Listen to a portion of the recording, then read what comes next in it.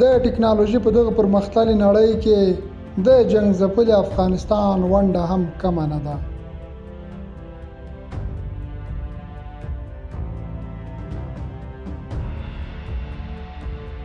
د افغان ځوان په لاس جوړ شوی دا سنایپر ټوپک کم تر کمه د 1 کیلومتر په واټن دقیقه نښه ویشتلی شي.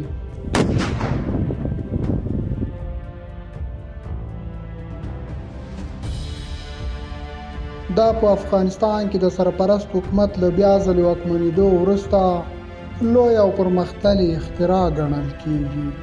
په دې کې میل ما خپله نه ده جوړ کړی، خارجي ده.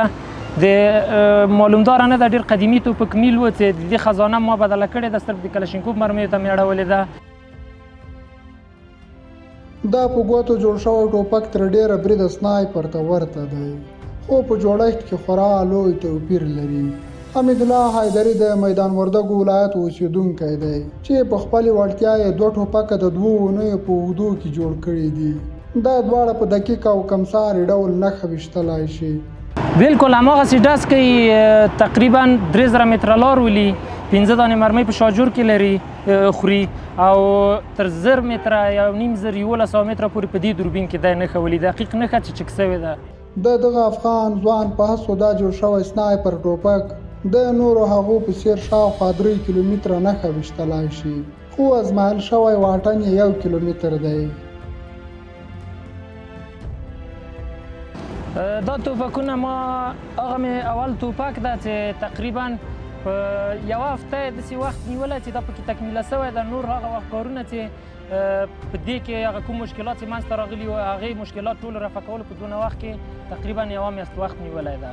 او دا چې دا دویم توپک و، دې تقریبا په یوه هفته کې ټول تکمیله سوی ده. نوموړي یادو ټوپکو ته AFG 2023 نومونه ورکړي. وایي که زمینه ورته برابره شي نو د یادو ټوپکو هغه ستونزې به هوارې شي چې اوس مهال ورسره لاس او ګریوان ده.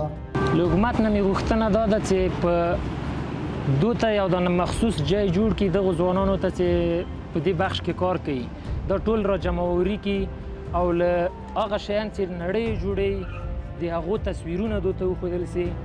په دې خاطر دوی ته یوه انګیزه پیدا کېږي، یوه مفکوره ورته پیدا کېږي. کوم خلک چې دنیا چې کوم شی جوړ کړي دي هغه شیان د دوی په ذهن کې هم راځي، کار پرې وکړي، هماغه شیان مخې ته بوځي. دی له افغان حکومته غواړي چې د هېواد ټول مخترع ځوانان د حمایت او تشویق کړي تر څو افغانستان په دغه برخه کې ځان بسیاینې ته ورسیږي.